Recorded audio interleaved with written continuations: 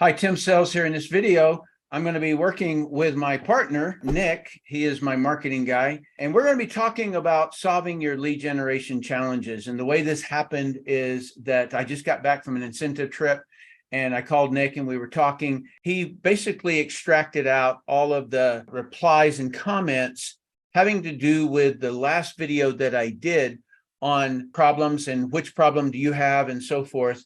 And I had an absolute epiphany. Basically, what I mentioned to Nick is they're not confronting the beingness that is required to generate leads.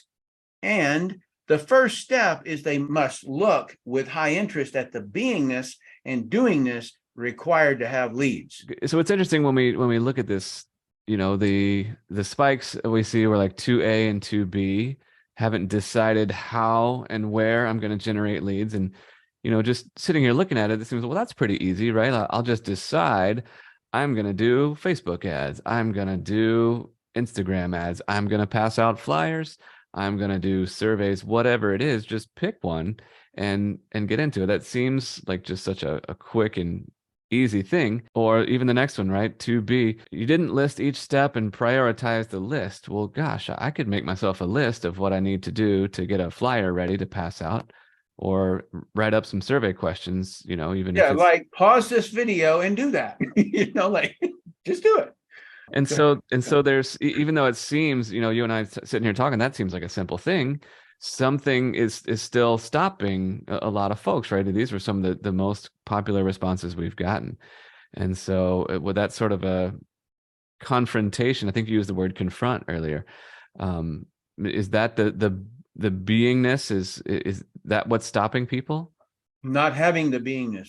Most people have heard be, do, have. You become something, you do that thing, and then you have what that beingness gives you, right? So if I want to be a carpenter, what's the beingness look like? When you go into Home Depot and you see a guy that has, I don't know, a tape measure hanging on him, he's got a hard hat still on, he's sweaty, he's a worker, right? So you're putting on the beingness of somebody. Gotcha. So what if I don't understand maybe what the identity looks like? And I'll give you a quick example, Tim, which is I play guitar. I'm a guitar player, right? So if I want to go and perform, right, I can't just put on the jacket of performing necessarily. I need some technique, right? I need some practice. I need some reps in there, take some lessons before I'm going to be to a place, where I can actually showcase in front of other people, right? So where does that sort of practice or the tactics of all of it come into that? You have to want the beingness. That's number one, right? Like before you will ever practice, before you'll do anything, you got to have some interest in the beingness in order to do it. That's what comes first. You pick up a guitar and you went ding, and 1,000,000 or 100,000,000 do that same ding and never touch it again. Why did you pick it up? Well, like you said, you got to want it. You have a picture in your head, a vision, desire to be a rock and roller or whatever it is. You answer it just like I do. That's how lead generation is. The first step is they must look with high interest at the beingness and the doingness required to have leads. I said there is no way for me to become the person that I was modeling if I don't do this step. I want that thing, and so I'm going to do this thing. I didn't have a single suit in my sea bag. I can't even say closet at that time. I lived in the barracks. So you get this idea? Yeah, you just step into that role. Yeah. And I guess you start to figure things out along the way, and maybe you take a course or read a book on it or take some lessons or whatever it is, but that's a secondary step after you've stepped into it. Yeah. The way that I did it was the guy who ran the ad that I answered, I went to his house, we sat down and we talked, and he had first sent me a video through the mail. I watched it, and then I went and sit down with him. There you go. I saw how he did it with me. He ran an ad, he sent a video, I drove to him. All right, I went on an operation up in Boston, and then I came back down, and he invited me. He followed up, and he invited me to come see a guy named Dr. Hong Tai Wang. And so I went there, and the guy said $88,000 a month. I was like, I can leave now. I'm done. This is what I'm going to do. Like right there, boom, $88,000 a month. Are you kidding me? That would replace my military income. And so that was how simple it was. All I did was reverse engineer that and said, I'm going to do that. And then I saw the ads were expensive to run in the Wall Street Journal. As soon as I saw the price, I was like, okay, I got to come up with another alternative. People are people. They might not be looking for an opportunity, but I might catch them. Okay, I might catch them in a window. And so I'm going to have to do more quantity than people going to a help wanted page in the Washington Post newspaper. And so what did I do? I just went out and I began to hand out flyers. Well, first thing I did is I picked up my phone. It did not look like this. It was one of those old-timey phones. And I called everybody that I knew. Okay, that's the first thing that I did. And I would just say, hey, I joined a business. I'd like to talk to you about it. Do you have a minute? And that's all that I did. And I just told them about my experience with Rick. Rick was the guy who ran the ad, and I answered. So Tim, let's say that, and it's awesome to know kind of what you did. Let's say I'm brand new. Let's say you just signed me up in the business, and maybe I'm scared to death, right? I've never done this before. Could I call my people in my phone? Sure, but at some point I've got to get beyond that and get into actually, generating leads like any other business would. But I've never done that before, and I'm scared, or there's something that's just holding me back. Do you have a way that you kind of just bring people into the fold? Is it just, here's a template, good luck? Like, do you have some? Would you recommend like shadowing people into it? Like how does that process happen? The way that you asked that question, I would say, well, then stop holding yourself back. Because you entered that in there. I'm still holding myself back. I'm still stopping myself, or whatever it is. Yes, you are. That's really what it is. And so the only reason that people would need ushering and so forth is that they literally are holding themselves back. Right? Like, and when I say literally, you think I'm meaning somebody's hands are holding them back. It's literally they're holding themselves back. In other words, when they know that that's what they need to do and they're not doing it, then they are literally in their own way. So knock it off.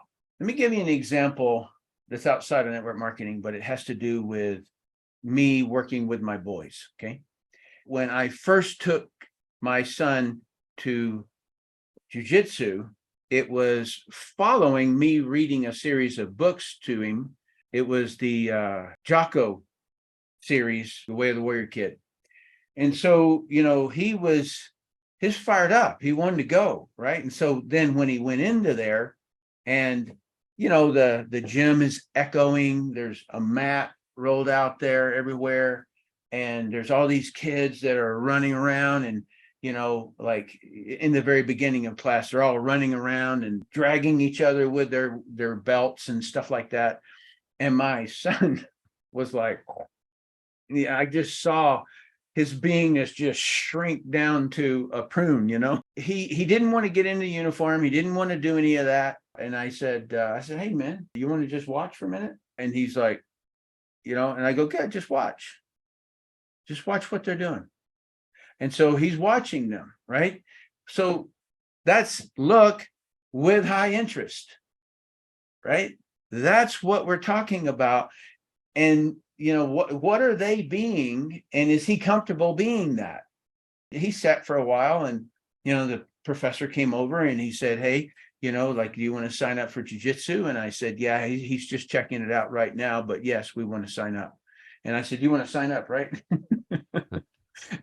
That was the way I kind of gave the nudge. And he was like, and so he had what I would call a splintered beingness. He kind of does and kind of doesn't.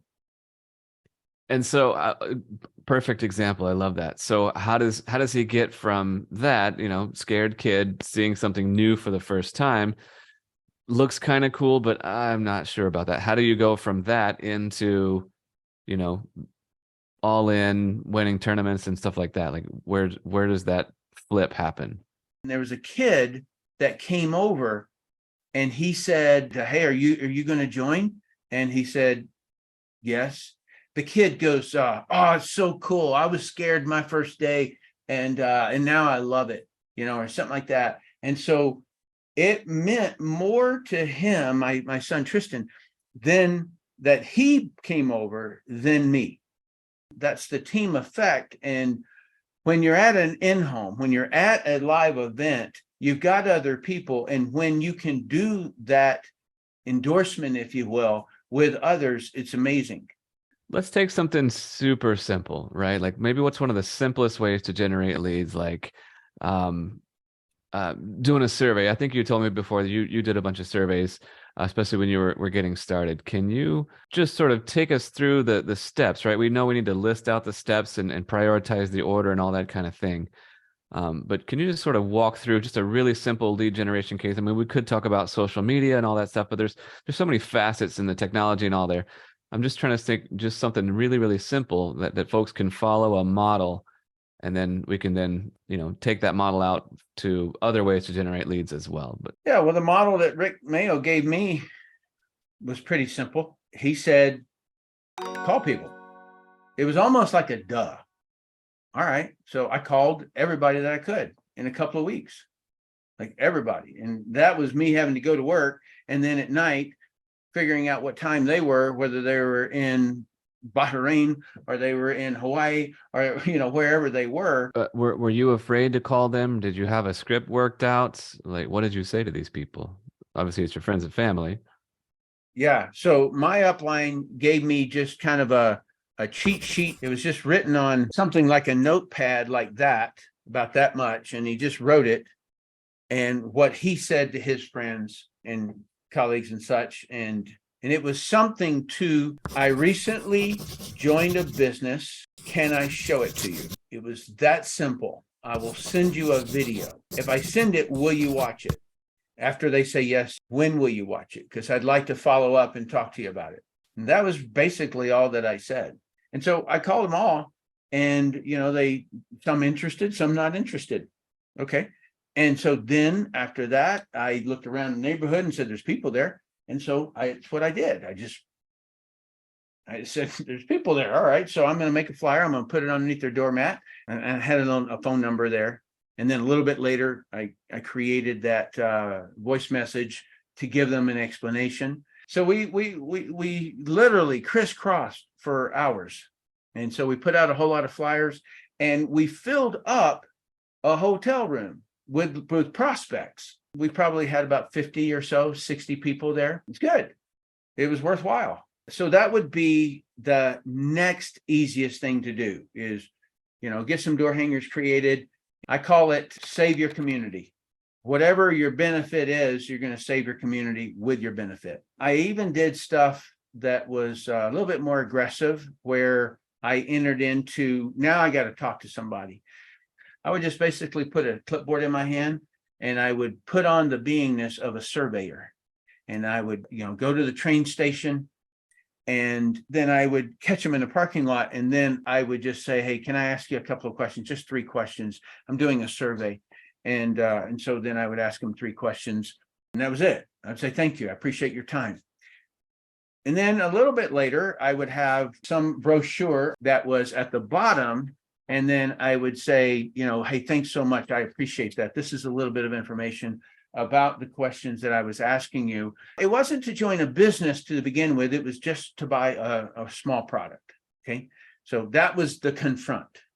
That was me going into the beingness for me to be able to talk about a product to a person. They looked down on me. They looked at me, degradingly. It's all right. They don't know who I am and I don't know who they are. So what?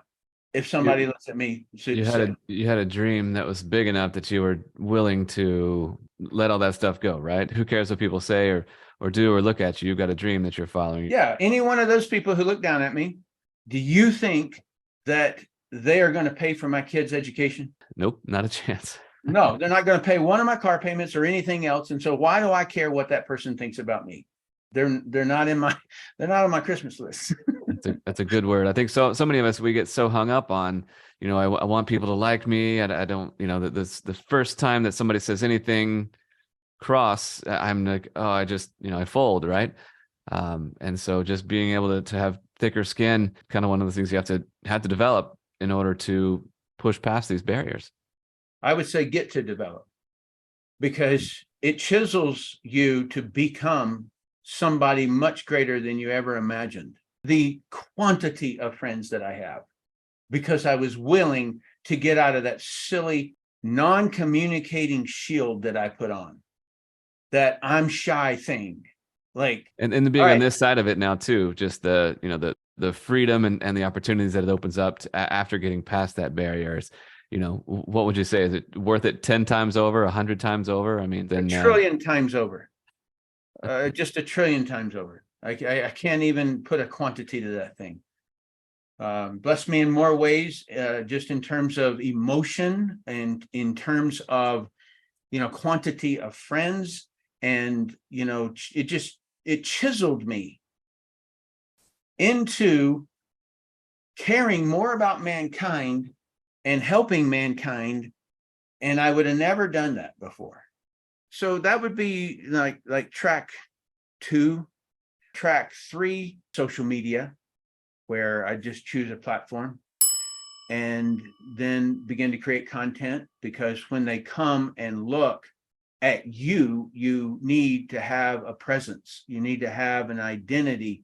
So if I were to toss out, I don't know, toxins or something like that, then I better have some data on toxins that they don't already know. So that would be the track that I would go on. And so in other words, you put out there who you want to be, right? That's what it is. What do I want to be? And then you step into that and you're going to grow into that size. If you say, I want that, but you don't step into it and be it, then that's the real reason why every January the 5th, you're off the diet. When I say I'm going to generate leads, I'm all in. It's interesting, Tim. We've gotten so sophisticated in our culture, especially with social media and things like this. It's like, oh, I got to learn this and I got to learn that and I got to learn this. And there's all these facets, to playing within the Instagram environment or the TikTok environment, and knowing all the rules. And I love that you can just sort of distill things down and just keep it so simple. You step into it, you have a curiosity about you, a high interest about it, and you figure things out along the way, and you're all the time reverse engineering what you're seeing, and you're modeling what other successful people before you have done. And that's the secret. It doesn't actually have to be so complicated. It's the simplicity at which you can view something, I believe, is much better than what people call intelligence. Like I'm looking for the simplicity of life, and that's all that it is. And it's just the sweetness, being able to control your world if you know these things. Tim, let's say I've got a small team, right? I've recruited a few people, but I want to be a good leader, right? I want to train them somehow. Should I just bring them along with me, what I'm doing? Like, can you touch on some of that kind of stuff as far as getting people up and going? I would get people as a team. I think people are better as a team than they are as individuals. I've talked about this a lot. And it's the reason when I look at other businesses, it just doesn't compare to network marketing, because you can build a team. And people will do far more with a team than they will by themselves. So what I would do is, just in a simple way, I would say, hey, we're having a team call and we're going to make phone calls. You want to get together with us? That was really what it is. I had 3 phone lines. That means that I could have 6 people come to my house. We would do a sprint for an hour. Maybe we'd go to lunch and we'd come back and we'd do another sprint. I was on one side, somebody else was on the other side. I would make a phone call and then I'd hand them the phone. We never, ever put the phone down. Once that 30 minutes starts, nobody puts that phone back down on the handset. If you didn't bring leads, then I handed you the phone book. It's the way I did it. Just call and bang, just go, go, go, go, go. It's like, you're trying to teach somebody to swim and they do a stroke and you go, no, no, no, no, no, no. That's not the way you do it. You need to stroke under your chest and stomach and then back. No, let them swim 1,000 yards and then say, hey, let me give you a pro tip. Like, do not stop a person who's doing it because they will get better. They've got a lot of stuff to knock off, like the barnacles and stuff that just clutter a person up when they're not in communication with people. And so I don't debrief off after each phone call. I might debrief after each hour and just say, hey, you know what? You did an awesome job. You dialed 16 dials during that time frame, and that's awesome. If that's the only praise that I've got, that's the only praise I got. I'm not going to coach longer than I praise. Hug 3 times, give advice 1 time. It's a 1 to 3 ratio. You just stop a person is what I'm trying to say. So you put on the beingness of looking at network marketing. You put on the beingness of signing up in the network marketing. And then you put on the beingness of generating leads. And then you put on the beingness of contacting people. And you put on the beingness of setting appointments. And you're all across the pipeline, right? The idea that I had, which is I'm going to do it in quantity. And then I'm going to get really, really good at it. Because I'm the quotient, the quantity is going to carve me. It's going to chisel me into learning how to communicate in a good manner. I love that you said, you would have never gotten there had you not done the quantity to get there. A lot of people want to just, let me just learn the technique. I'll read all the books I need to, I'll watch all the videos, and still, they never quite learn it, right? It's that actual life experience of doing it in the real world. What a good lesson for everybody. Thanks, man.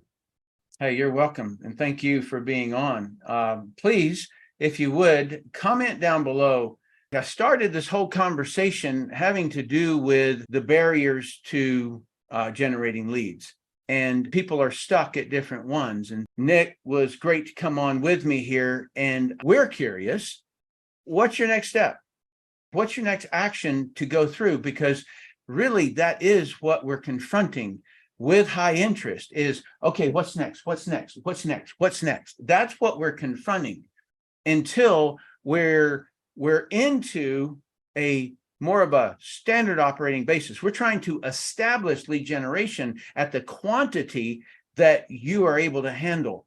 And so I'm asking, what's the next step? And then the number 2, what's the next thing you need to do to become a lead generator? In other words, if you're stopping yourself, if whatever it is, the decisions that you've made or the decisions you've not made, if that's there too. And please do comment, because it really, really helps other people who are struggling with the same stuff that you are. A lot of times we push ourselves down because we feel as though all of these quote gurus out there are having all this wild success and you're not, and you don't want to appear that way. And that's why I'm asking this question. What's the next thing you need to do to become a lead generator, one of higher quotient or one of higher quality of lead that you want, or whatever it is? And so please comment, like, share, and subscribe if you want us to keep doing this, as well as we've got a Telegram channel that you're welcome to join. So thanks so much. I appreciate you.